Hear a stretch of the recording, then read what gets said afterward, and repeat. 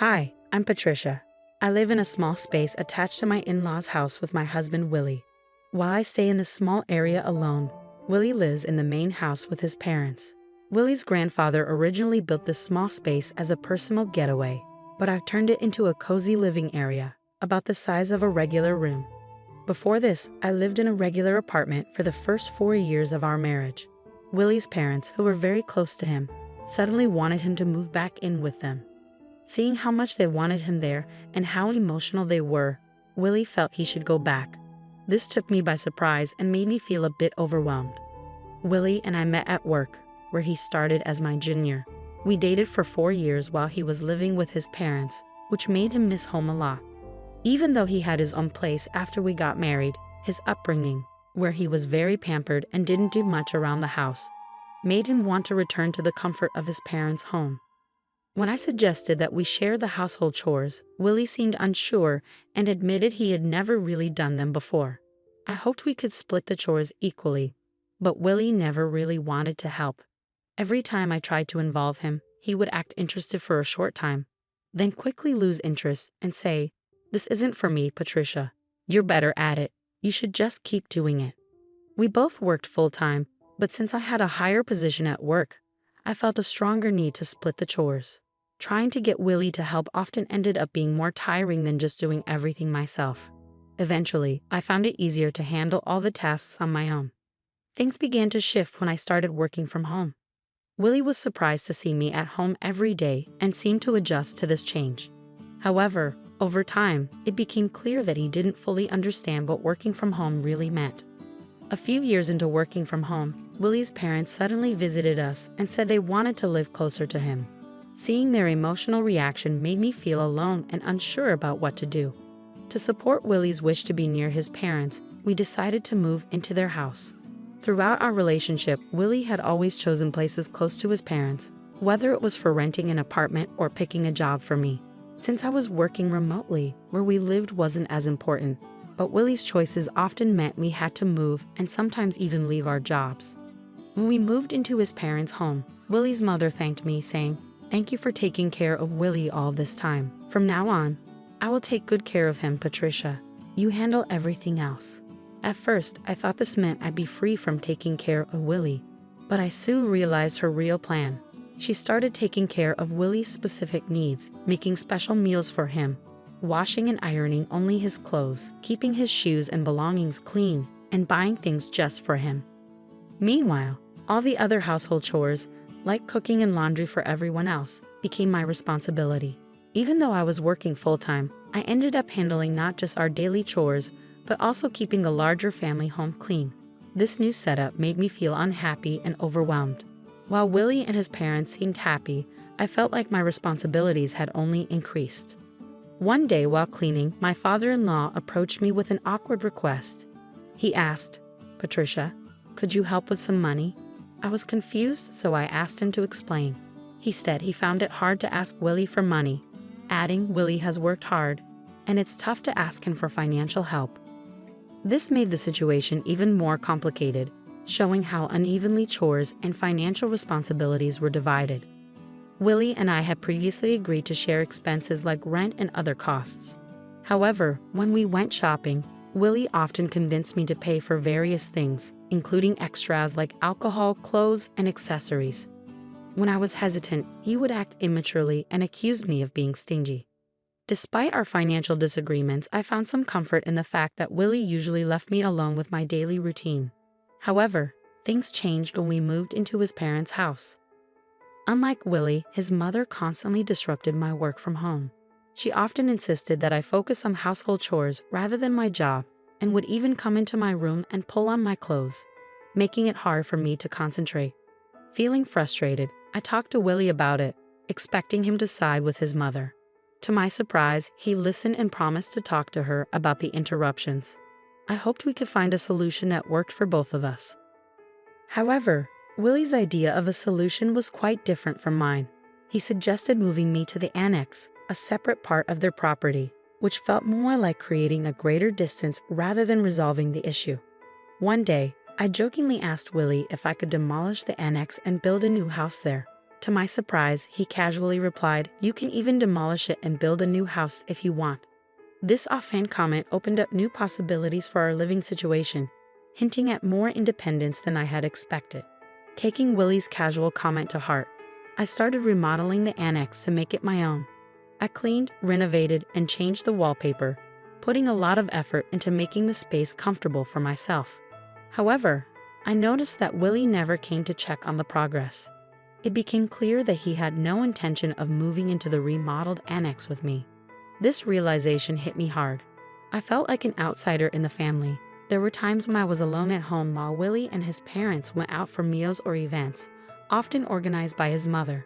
It seemed like these outings were planned to exclude me, maybe even to push me away. Even with these challenges, Willie had given me full freedom with the annex, so I took the chance to make it truly my own.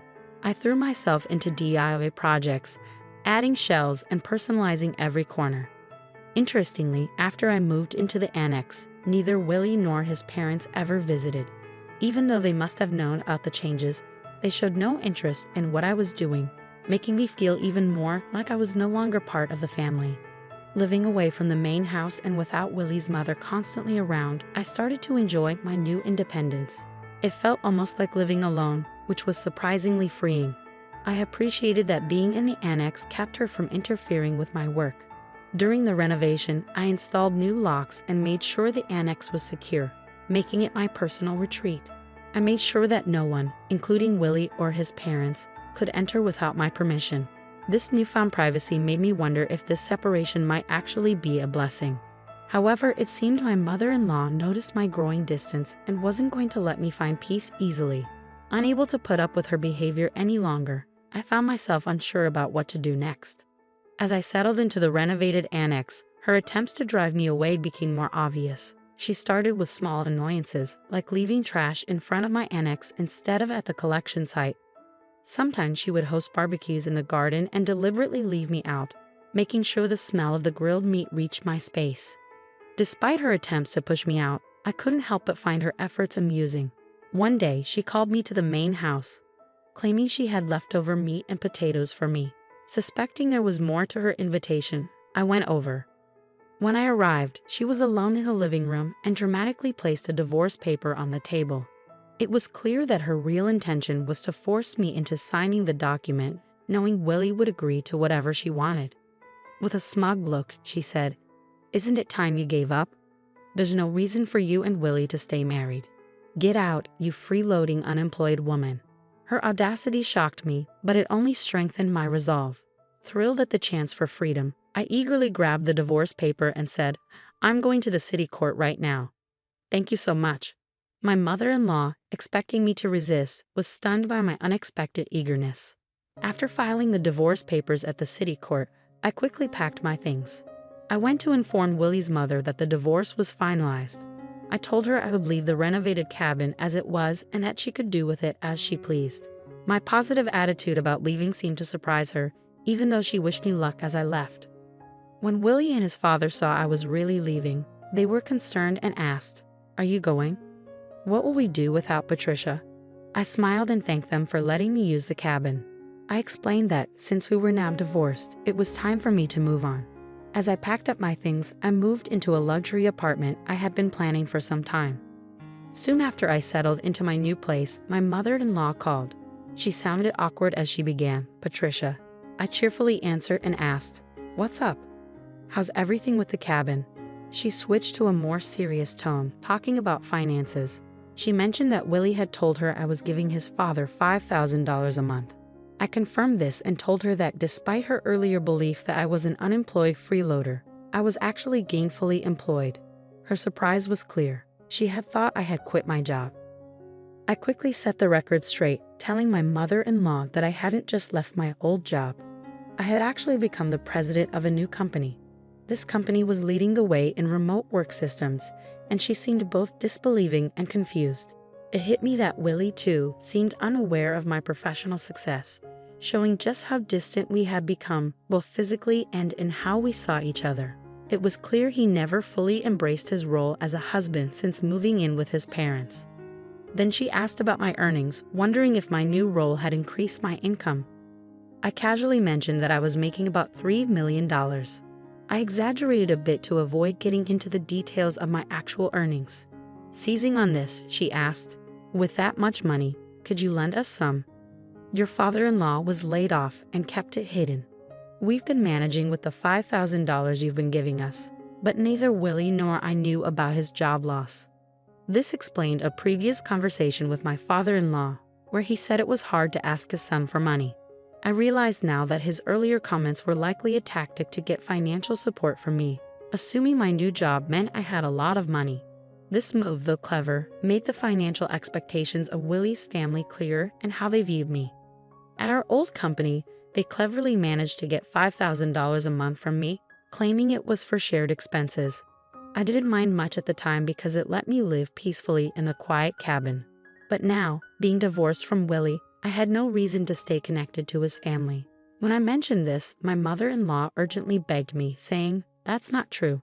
To me and Willie, you're still family. Please come back." I immediately declined, knowing I would only be used again.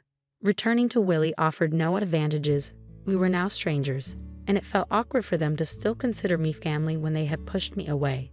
I'm really enjoying my life on my own now. It feels much like when I was married and mostly living alone. Except now I spend money on myself and don't have $5,000 siphoned off every month. I prefer this new life. I ended the call with a firm goodbye, surprised they thought I'd come back. My mother-in-law's plea seemed like a last-ditch effort. Willie's salary wasn't great, and he often avoided responsibilities, saying, "I can't do it," and passing tasks to others. This made him unreliable both personally and professionally.